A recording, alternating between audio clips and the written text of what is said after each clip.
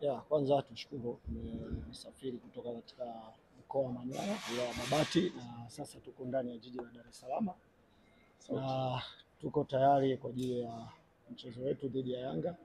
Maandalizi yanaendelea vizuri na nadhani tuna activation ya jioni leo kubwa. Tumesafiri na takriban wachezaji 25 na wote wako tayari kwa ajili ya mchezo wetu, na kubwa tunaangalia ripoti ya daktari kwa siku ya leo jioni.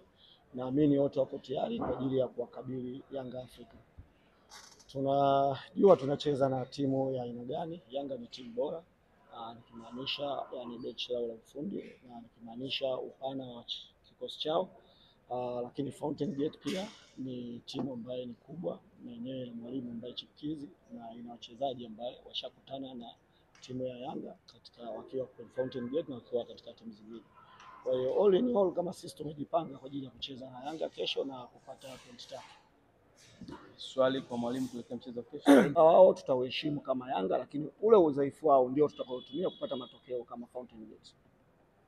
Tumefungwa magoli ambaye umeanisha hapo, lakini naamini kila siku sisi tunakuwa bora kadri siku zinapokwenda, na hilo ndio kubwa ambalo tunategemea kuwaonyesha Watanzania au wakazi wa jiji la Dar es Salaam pamoja na fans wetu wa Fountain Gate. Kama tumebadilika, tunapokutana na timu kubwa kama ile tunakuwa bora katika kulinda na katika kushambulia. Kila mtu ana support, bila nyie mimi singefika hapa ndio. Na niwaambie wana Manyara au washabiki wa Fountain Gate, kazi iliyopo mbele yetu ni kubwa sana. Tuendelee kushikamana, kuombeana dua, mwisho wa siku tutafanikiwa kwa pamoja. Nakushukuru sana mwalimu. Ni watu ambao wanaweza kupata nafasi moja mbili tatu wakaitumia. Sasa mabeki kama tunavyokuwa tunakiongea kila siku, tuwe umakini sana kuanza mwanzo wa mchezo hadi mwisho, kwa sababu ni watu ambao sio watu wa kuachia nafasi.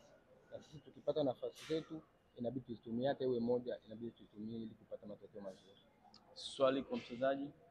Mimi nawaza wao kila siku wanatusapoti na hawezi wakaacha kutusapoti kwa sababu wanakuta tunacheza na Yanga. Hapana, nawaza wanatuamini vizuri na wanaona mabadiliko kabisa ambayo ipo na muda kama na huko kwenye timu yetu, kwenye kikosi chetu cha Fountain Gate.